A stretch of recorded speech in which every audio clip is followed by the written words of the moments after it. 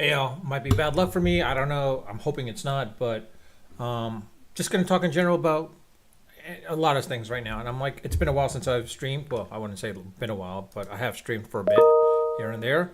Um, just gonna talk a little bit more about the Mets a little bit here. Um, they're playing against the Dodgers today, of course, in Citi Field.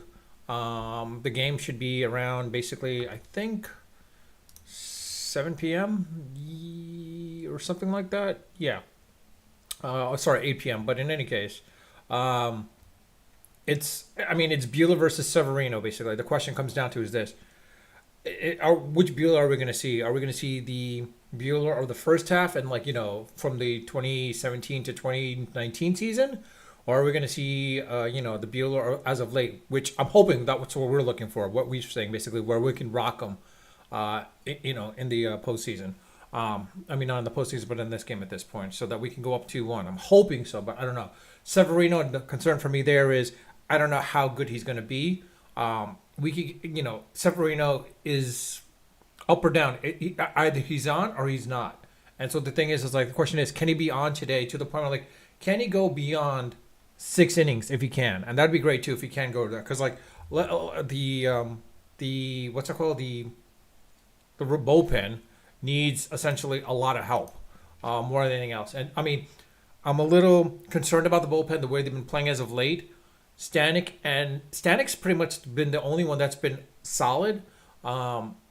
Peterson might be brought in. I don't know. I'm hoping he's not. There might be McGill as well too. But the question is how good is McGill? Where can he maintain his consistency as of late? I'm not sure, because per what he did at the Phillies game, I mean, yeah, he gave up a couple of runs. So who knows for that when they lost that game.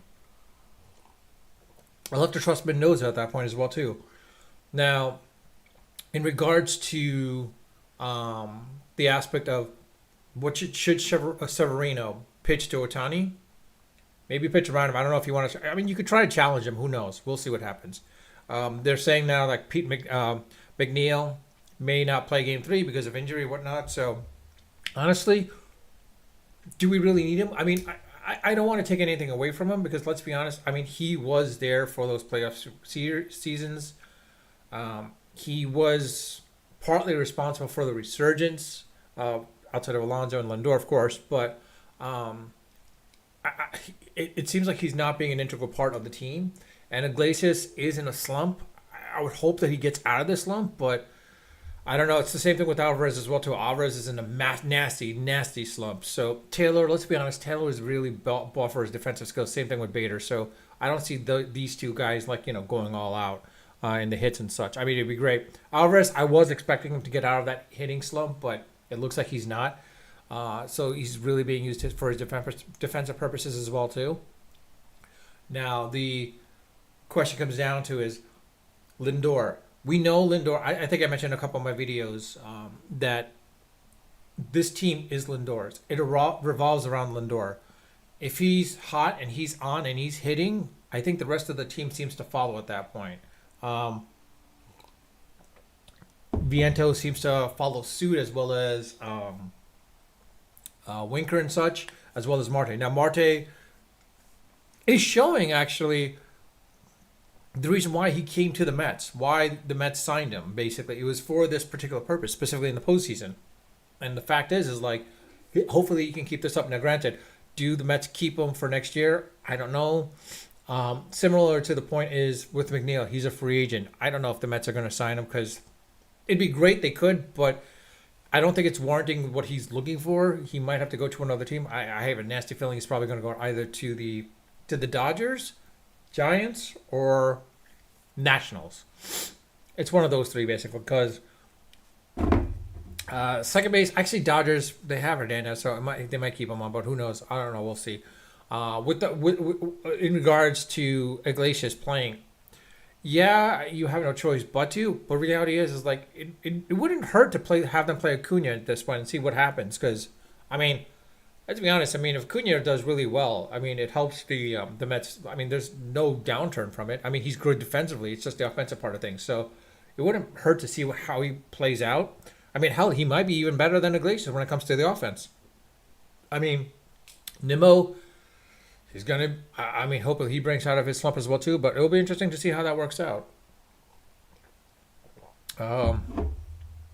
Now, changing the topic a little bit, the Yankees. If you saw the game, yes, they won against Cleveland, so they're 2-0. Chances are they might sweep, or they might win it in five. It's interesting to see how this is playing out because yesterday's game showed the sloppiness and the mental errors from the Yankees. It was really, especially when they came to their base running. I mean, I don't know what happened there, but it was like interesting. It's as though they were just like lackadaisical, and like they feel, hey, we're gonna advance the series because like this is the team we can beat. It seems like they definitely can beat them with their bats, but let's not forget, small ball can help you win games. Small ball is what, if you're not hitting, small ball plays a huge factor at that point. And when I'm talking about small ball, we're talking about like, getting a hit, getting on base, stealing, bunt sacrifices. And I know, some of those, the metrics are saying it's like, why would you bunt?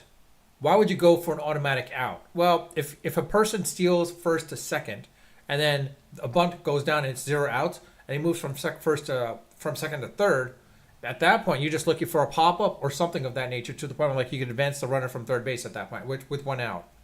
That's where small ball comes into play. Similar to base running, basically. Like, look, if you're running from first, if you get a single, you could probably extend it out to a double, or if you get a stand up double, it's possible you could get it to a triple if the ball's in the corner of right field. Possible, depending on the arm of the right fielder as well too. So that's where small ball plays into play as well too. Like the arm of the fielder as well too at that point, and the speed of the players of the runners or the batter. I mean, sorry, because we've seen that offensively speaking, if your offense is not on, you're gonna have problems. This is where defense plays a huge factor, and I've always said this, and I've always stressed this. I don't know how much I stressed it enough, but yes, you can be buying runs like small, money ball type of thing. But reality is like defense plays a huge factor. That's the biggest thing. If these guys can play defense where you can restrict the runs to like just 1 run every game, if you keep a team onto 1 run or less, or 2 runs and less, you have a shot of winning that game. Let's be honest. If it's 2-0 and you're in the 8th inning or 9th inning, bottom of the 9th inning, you still have a shot of like, tying the game up or winning the game, with the 3-run home run or whatever it may be, playing small ball. And that's what I've always been for. And like, this is where pitching plays a huge factor, but also defense as well too. Defense, like, the fielders themselves, positioning and such, they also have to know what they're doing at that point. So that's a big factor. And so the Yankees got lucky because, I think more so because of the fact is they have hitters. That's the only reason why. And like, but the only thing is like, the real question comes down to this. If you have a pitcher that's lights out, like in this case, let's say Wheeler, what he did with the Mets, or Flaherty for that matter, if they were to pitch to the Yankees to that order, what would have happened? It's possible they probably wouldn't have scored that many runs. So I don't know. It's hard to say.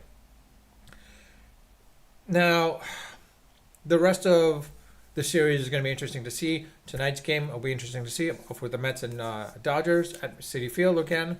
I feel like I'm jinxing it by putting talking about it before the game, because every time I talk before the game, it seems like they lose, the Mets, that is. But I'm hoping that's not the case here. The Mets do win. I'm hoping they do. I would love to see Subway Series. I think everyone in New York and the Northeast would love to see a Subway Series happen, basically, except for Philadelphia, of course, and maybe the rest of the other country. But in any case, coming on to football, I mean, I've talked about it enough to the point where, like, I can't talk enough about it. It's a case where, like, Daniel Jones, at least he's becoming a better game manager, but he's not going to win you the games.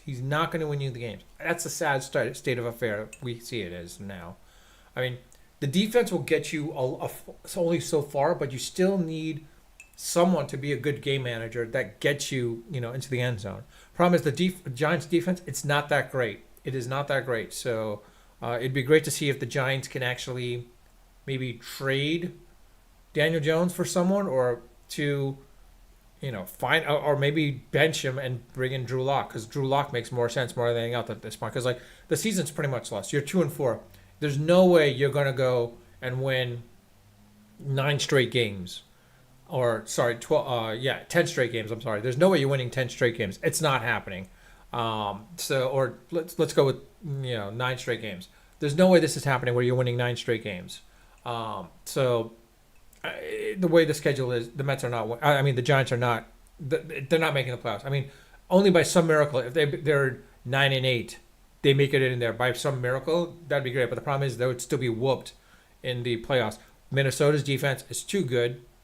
Philadelphia, and surprisingly, the Redskins. I mean, I think the Redskins are on a high right now. So it's just because of the fact that Daniels is relatively new. They don't know how to stop him just yet. Eventually, defenses will adopt and learn how to do it. I mean, I think the Giants came close to beating the Redskins. The Ravens showed how to beat them, basically. So I think the Giants need to adopt that same philosophy or same strategy, per se. You contain them, and then I think you got the Redskins in check at that point. Cowboys, they're in a disarray, so who knows what happens with there. With the whole thing with Devontae Adams going to the Jets, fine, I don't care. I mean, honestly, I'm a Giants fan, but the thing is like Devontae Adams, will he change the course of the Jets? No, because let's be honest, the Jets already have like offensive weapons in place. They have a bunch of like wide receivers that were specifically geared towards and built around for Aaron Rodgers. It's more so to the point like Aaron Rodgers is probably going to be a losing season, and this is going to suck for the Jets. They've gave up so much for Aaron Rodgers, and now they're giving so much for Devontae Adams that they have nothing. They have no one. If Aaron Rodgers were to, let's say, retire or get injured, who do they have? They have no one. The Jets have no one. Who do they go? Can they get someone out of retirement or whatever? Maybe, I don't know. Maybe, I mean, pull in a Tom Brady, that'd be impressive, but I doubt that would happen. They have no one. They can't get anyone at this point. And the sad part is the Jets defense, as top notch as it was for the past 2 years. I mean, it's coming back down to earth. I mean, they did lose some players, but I don't know. And now everyone, if you compare them to the Cowboys, yeah, the Cowboys have a bigger issue because the fact is this was a team that was supposed to be built to win. Granted, they didn't sign CeCe Lamb, but you know what? I don't think it's a big thing in that situation. The only question is like Dak Prescott is not your.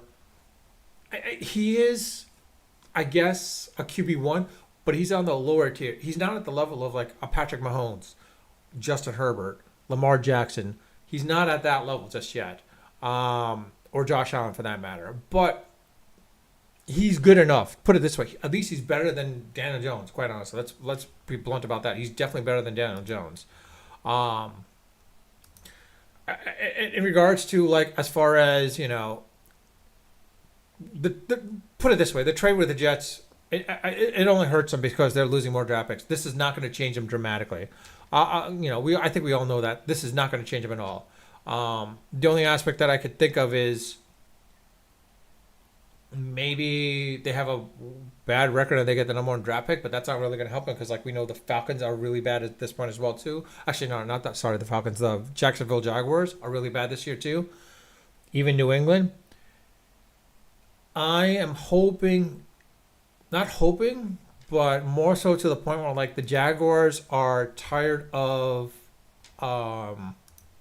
what's his name with Trevor Lawrence, that maybe they get rid of Trevor Lawrence and trade him.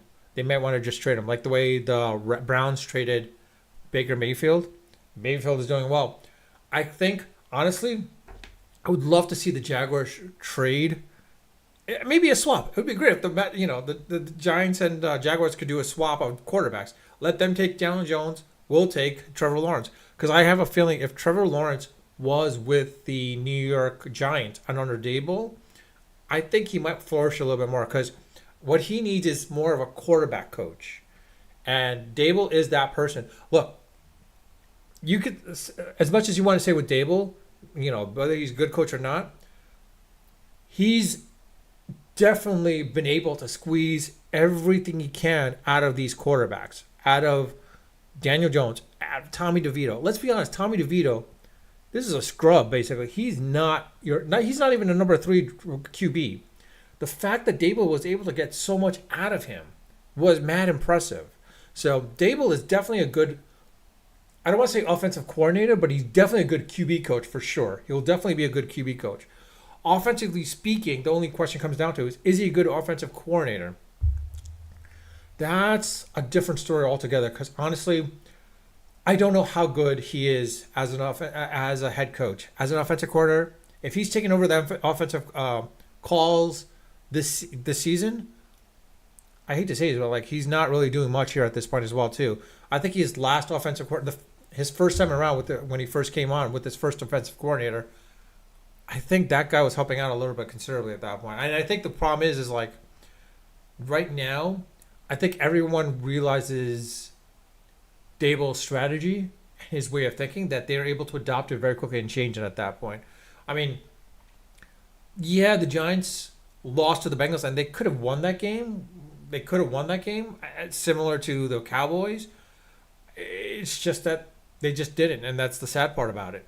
I mean, even the Commanders, for that matter, as well too. They could have beaten the Commanders as well too, and they didn't. I mean, I think offensively speaking, they just were not there. I mean, yeah, I'll put a lot of the blame on on Daniel Jones, but Dable has to take some blame as well too. Yeah, you'll say offensive line wasn't that great. Yes, that's true. If you don't have an offensive line and you have a really good quarterback, what do you do? But the problem is like the offensive line is just coming in right now. I'm like, yeah, they're not that great, but let's be honest. Tom Brady didn't have a great offensive line with the Patriots or the Bucks, and then honestly, he was doing really well. Similar to let's be honest with Peyton Manning when he went to the Broncos. First year, their offensive line wasn't that great, but he still was able to get them into the Super Bowl 2 years in a row. Which makes you wonder, like, with Eli Manning, could things have changed differently? I think, honestly, more than anything else, if Kaufman was still there, they probably would have had another shot. But it's neither here nor there at this point. I hate to say this, but, like, yeah, the Giants need another quarterback. I'm hoping that the Jaguars would be willing to trade Trevor Lawrence, but I know that's not happening. If it is, I think the Giants should jump at it, and people are probably going to mock me like, Trevor Lawrence, look what he's doing with the Jaguars. There were signs of brilliance with him during those period of times, and Peterson, offensive coordinator as he is, and not offensive coordinator, but offensive mind that he is, and the way what he did with Foley and I forgot the other guy's name. Not Foley, Nick Foley, and I forgot the other guy for the Eagles before he got injured. But in any case, fact of the matter is, the fact that he can't get anything out of Trevor Lawrence, it could be the fact that Trevor Lawrence doesn't know how to work under that system. I don't know. It's the same thing with Deshaun Watson. Like, look at Deshaun Watson. We're saying that he's not that good. And I think Cleveland's realizing it now. They're like, oh my God, what did we do? We should have kept Joe Flacco. Because Flacco got him close to the playoffs, practically. Flacco was the reason why. If you had a good quarterback, they get into the playoffs. And the thing is like, Deshaun Watson is not that quarterback. I hate to say this, but like, Cleveland's going to have to wait another 2 years before they get another good quarterback. If they didn't, they should never have traded for Deshaun Watson's. But, I think Texans knew, and they got rid of him immediately. They knew that he would not thrive under them, so it made sense to get rid of him. Oh, I see digital marketing technology. Hi, how's it going? If you're on, great. If you're not, well, I guess you're lost. I guess because I saw you saying hi. Anyways, it will be a very fascinating season, this season with the NFL. The three teams that are most likely going to be really doing well this year, of course, is outside of Kansas City. The surprise pick of all is basically Minnesota. I don't think anyone saw Minnesota being this good. I mean, the fact that Darno is doing what he's doing, it's really surprising. I think the fact that Darno has changed the dynamics is really impressive as well, too. I mean, and I don't think the fact that everyone knew that they would be this good compared to the let's be honest, even I had Detroit winning the North. I had Detroit winning the North as well, too. I didn't think the Vikings were going to compete at that point. Maybe keep it close because their defense was good. The defensive coordinator, unbelievable. Question is between Minnesota. Who's it? Minnesota, Chicago, and Detroit. I think Detroit's going to come in and just basically take him out at that point. Um, the real question comes down to is, can the Bears sustain this longevity? Because like the thing is like the NFC North seems to be like the best division out there so far. I mean, between the AFC North, which if the Bengals come back, that would be great. The AFC West, you got the Chiefs and Chargers. That's pretty much what it comes down to. And the AFC East, the Bills pretty much have it. They should have a lock on this right now. It'll be interesting to see how the Dolphins and Jets play out. I don't see them going beyond that. I think the Chargers will definitely get into the playoffs for sure. Steelers for a fact. Colts depends how Flacco plays. Um, the Texans got really lucky with CJ Stroud. I mean, I don't want to say they got lucky, but they seem to know how to pick players. It's just a matter of getting their right coaches at that point. Um, the Panthers, I don't know what to say about them. They're not. They're like doing horrible. And of course the Rams. I mean, it was bound to happen. I mean, they trade a lot of their draft picks were gone, so like it's going to be hard for them. It's going to be a while for them before they rebuild again. The Panthers, I don't know what to say exactly, because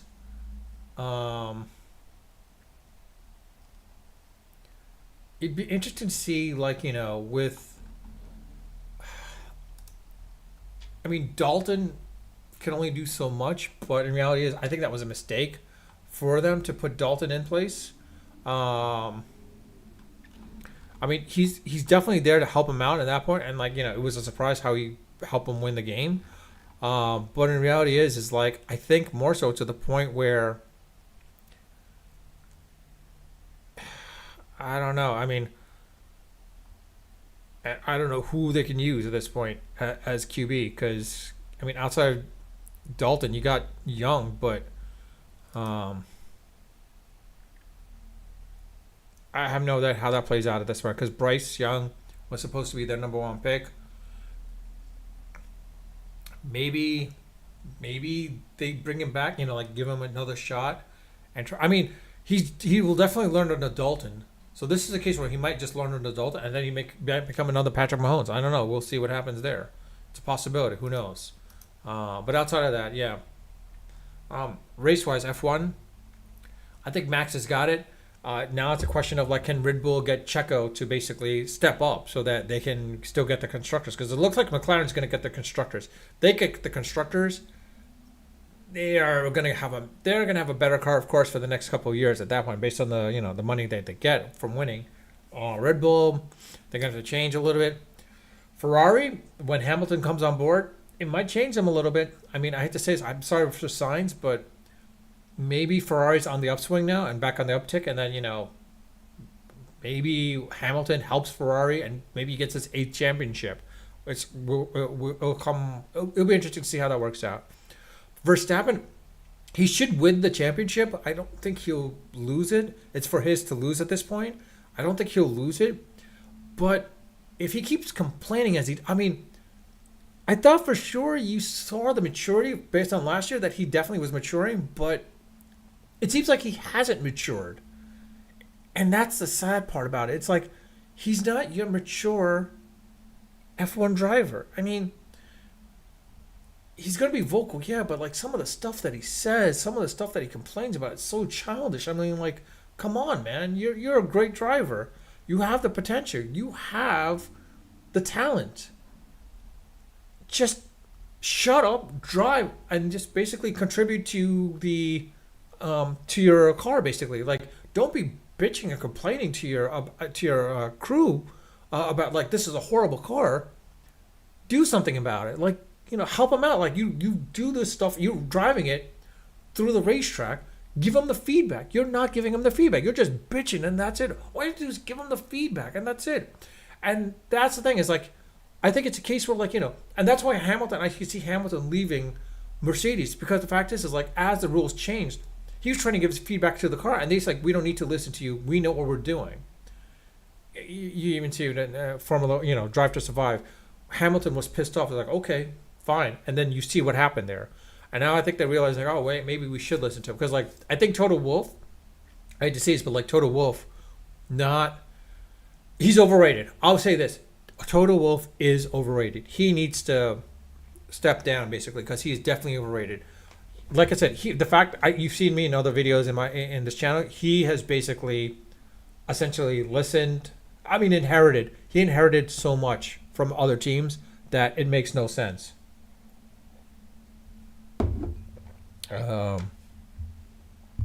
Sorry, I just got to do a little work here. But it shouldn't be a problem anyways, but whatever it may be.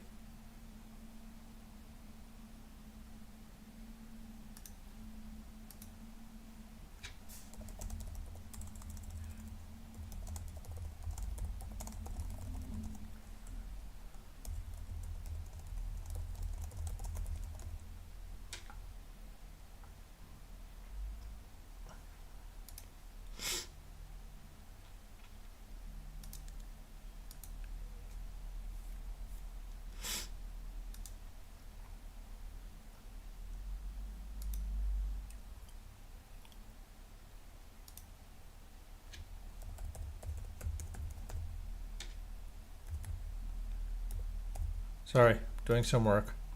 I'd love to show you, but can't.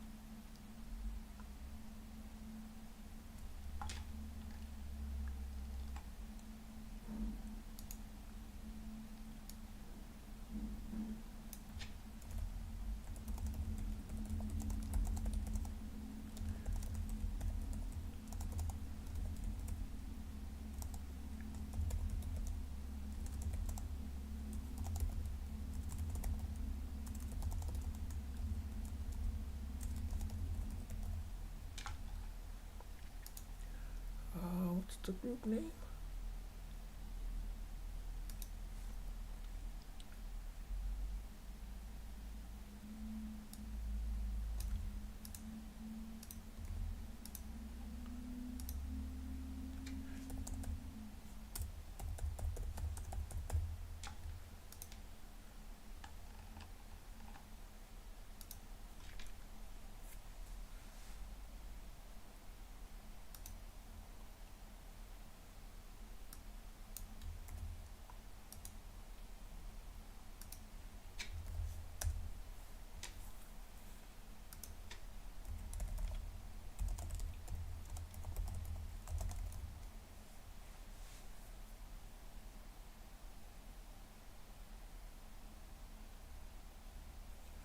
Oh, sorry.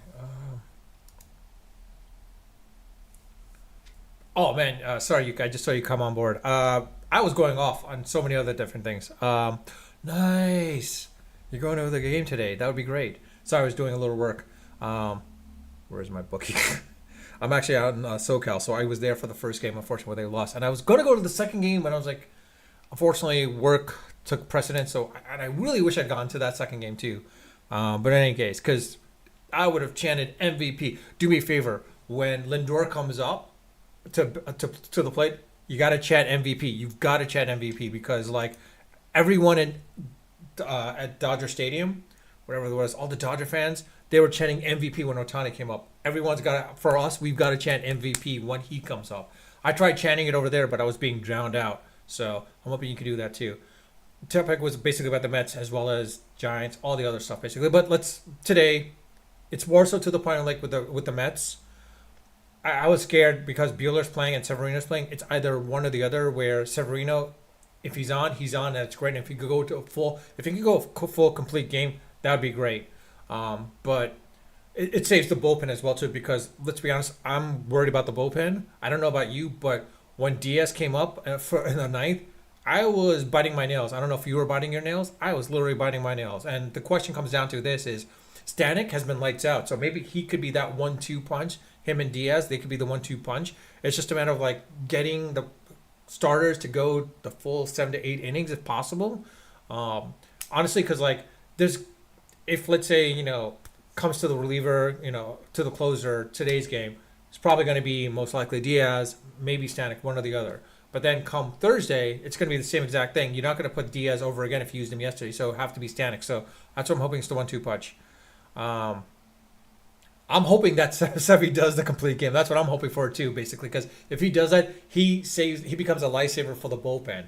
The only concern I have is Bueller, basically. Like I'm hoping this is the same Bueller that was for I think Game 3 for the Padres, where they went off on him. I'm praying that this is the same case with the Mets, basically, where they can go off on him. But the problem is like I have a feeling Roberts is ready for it to the point like I think he's ready to yank him out of the first inning. If he does give up 2 runs, I think he's going to yank him and then go to the bullpen. If that happens, yes, it's not going to be great for the Mets, but in the long term it will be, because if you can use the entire bullpen for today's game, it'll be great for game 4 and game 5 at that point, because you take out the bullpen. Game 4 and game 5, they're gonna have problems at the and I don't think Yamamoto is going to be able to do anything in game 4 at that. Yeah, he's pitching game 4. I don't think he's going to be able to do anything in game 4 at that point. So it will be interesting to see. Oh, is it cold there? I didn't realize that. I forgot about that because I'm in Southern California, so it's nice and warm here. But if it's cold there, problem is Otani may not be used to it, which is great. I think if the cold affects him, that would be great. Mookie Betts, sad part is he was in Boston, so he's used to it. That's the sad. And Freddie Freeman sort of is, but sort of isn't. So I don't know. Hopefully, actually Freeman with his with his foot problem, I'm hoping that Severino could you know what? Actually, if there is a case of man on first or man on third, and first base is open, walk Freeman, because why? Chances are you could probably get the ground out at that point and a double play, because Freeman's not running all the way to second quickly as he used to be. At least from my perspective anyways. Problem is like in the first game when Freeman was on second base and I forgot who hit the single, the fact that he was able to get from second to home, I was like, the guy had a broken foot, and like how was he able to run and get to home but I don't know. The other concern I have is Nimmo, he, because of his plantar fasciitis, whatever it's called again. It's I don't know if Betts is a choker because he can't step up. He did get the Red Sox to the World Series, and he did help the Dodgers get into the playoffs a lot. The fact is like he just couldn't do it on his own. I'm hoping the case is like Otani's a choker, and that Otani doesn't do much. But my fear is he's due. The sad part is he is due. I don't want to say that, but he is due, and I'm hoping it's not tonight's game. Maybe game 6 or game 5. Sorry, game 5. Game 5. I don't want to see a game 6. I'm hoping there's not a game 6 at all. I don't want to see a game 6 at all. There's 3 concerns right now. There's 3 big concerns right now. First one is basically the way Nimmo is playing right now. The fact is Nimmo with his foot issues, you could see he was hobbling in left field. I don't know what that's gonna. I don't know how that. I don't know if he's gonna be if he's a liability. So far, he wasn't entirely, but at the same time, at the plate, it does affect him a little bit, and that speed it affects his speed. Unless he can get some cortisone shots or whatever it may be that kind of helps him out. I don't know. Number 2, the biggest one is basically Alvarez. That dude's in a massive slump. I was hoping he was due. He was going to get out of it in game 2. Unfortunately, he didn't, and I don't know what to do because, yes, he's a good game caller catcher. He's good defensively, but he was also brought for his offense as well too. And the sad part is it seems like he's almost an automatic out. I don't know why. It seems like there's always he's not patient at the plate. He's just chasing these balls. I wish that he would be patient and he could hit the ball. And the other factor is with Alvarez number three. McNeil's not playing. Apparently he's out injured. When he came in game one, I was like, all right, that's great, but it really didn't do much. The only thing is between him and Iglesias. I mean, I would have to go with Iglesias, even though Iglesias is in a slump as well too. But he's due. He's definitely due to get out of it. The only thing I would say though is if Iglesias is in a slump, why not put in Acuna? Acuna, I mean, let's see how he does. I mean, you brought him on in game two in the eighth inning, and like he was good defensively speaking. I mean, he's great there as defensive from a defensive perspective. Why not bring him on board as offense? Because like he might have the power of his brother. He might have. I mean, we did see some flashes here and there. So like, let's see. Maybe the postseason changes him, and like he becomes. It might be a breakout. Might be a breakout game for him to the point where like the postseason could be a breakout for him to the point where like everyone will recognize him as a star. If that's the case, I don't want to say this, but then the possibility of the Mets re-signing McNeil is possibly not needed at that point. You're going to keep Vientos. Hopefully we resign Alonso. But if Alonso goes, you got Mauricio or Batty for that, and see what they can do at that point from that perspective. Um, I want to say Alonso should get a homer tonight, but I think the Dodger. Well, Bueller should be able to. If Bueller is the guy that gives up 10 runs a game, Alonso should get a home run off of Bueller. Here's the question: if the Mets are hitting and Alonso goes 0 for whatever it is, he's too much into his head. He's got to get it out of himself. He's got to be patient. He's got to be what he was. The playoffs are probably affecting him. I don't know what it is. He's probably trying to hit a home run. Reality is he just needs to get some hits. He just needs to get on base. Let him get on base first and then go from it. Because honestly, if Alonso doesn't hit a run, it doesn't matter if he hits a home run or not, so long as he can get on base. Because if he gets on base, Marte should drive him in at that point. Marte is the person that basically I think is the X factor more than anything else. If you saw Marte, I mean like Marte is actually doing really well, surprisingly enough. He's getting on base. Winker's getting on base. So these two alone basically are the two X factors that probably change everything at this point. And they probably be the reason why the Mets will beat the Yankees in the World Series as well too. Because I don't think they have an answer for these two guys. Lindora, yeah, you could pitch around him, but then you got Vientos. So and the fact that the Mets were able to, I think, sweep the Yankees in the subway games this season. Or maybe they might have lost one game. I can't remember now.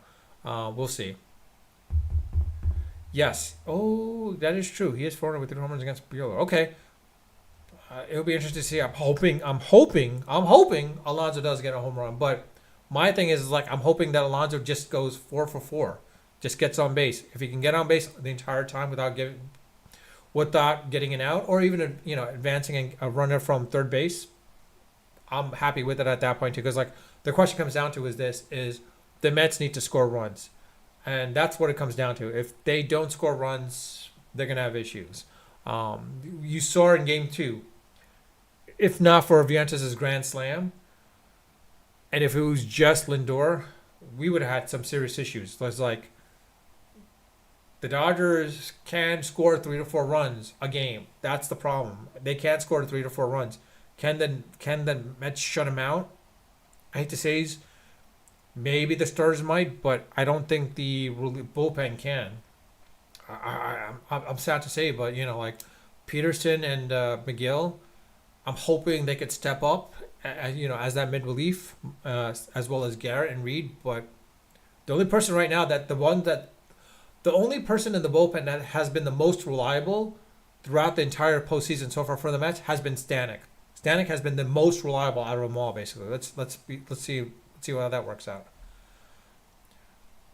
I don't know if it's a Mickey Mouse series because like I could see Cleveland coming back because like the fact is like yes the Yankees have that offensive threat with the power hitters, but the thing is look for Cleveland to come back because you saw what happened yesterday. If you saw yesterday's game, the Yankees had some serious mental errors. There were like some serious bad base running and whatnot. So the Yankees were pretty fortunate that their bats were the reasons why they came in and won. I think if they can like hold them off, Cleveland should win the next two games. Quite honestly, I think that'll be a series. I think they'll make it back into a series. The Guardians will make the game into a series again. I think that's what'll happen. There's no way the Yankees win in five, or they're not going to sweep. They're not going to win in five, maybe six, possibly most likely seven. I think more than anything else, because like the Guardians will not let this. They won't. They won't let themselves be beaten this badly. Put it that way. They won't let the bats beat them, because honestly, look at the Yankees pitching. Not so great. They're in this postseason so far. I think their ERA is like 3.9 or something like that. It's not that great. Cleveland should be able to take them out at that point. I'm hoping it's a Subway's World Series. I'm hoping so, but we'll wait and see for that. Because like the reason why I say that is because yeah, we beat the Yankees, but I think the fact is like there's two factors. One, Severino being a former Yankees, he's gonna like basically go all out on him basically at that point. He should be if the Mets make the World Series and it's the Yankees, Game 1 starter should be Severino. The Game 1 starter should be Severino. I know Manet should be the one, but Severino should be because this is a guy that has a vendetta against the Yankees. You saw what happened in the Subway games. The guy was saying so many things. I'm ready for them, etc. He should be the Game 1 starter. But it all depends on today's game as well too. If Severino can go a complete game or even 8 innings and keep the Dodgers to 1 run, the Mets have a shot of winning then at that point. I think the Mets have a shot of winning. In any case, I've been on for almost, holy crap, 45 minutes practically. I've got nothing else to say at this point. I'll probably come on later on tonight basically and see what happens. And, you either hear me ranting or praising the Mets game for Game 3 basically at that point. But with that, I'll leave it at that. Yuki, hope to see you on TV if you're on TV. Hopefully you do. The Mets win. Let's go Mets. Also, like I said, make sure if you can convince other fans too when Lindor comes up to bat, please shout MVP because it'll shut the Dodgers fans here at this point. Yeah, I saw that with the World Series tickets. It's going to be really expensive.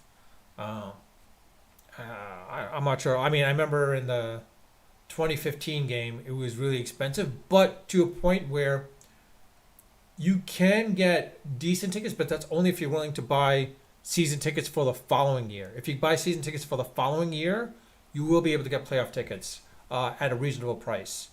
But that's a little tricky part because like you can buy the 20 game season tickets, but actually no. For the following year, they require you to get the 40 game because like this is based on the 2015 World Series.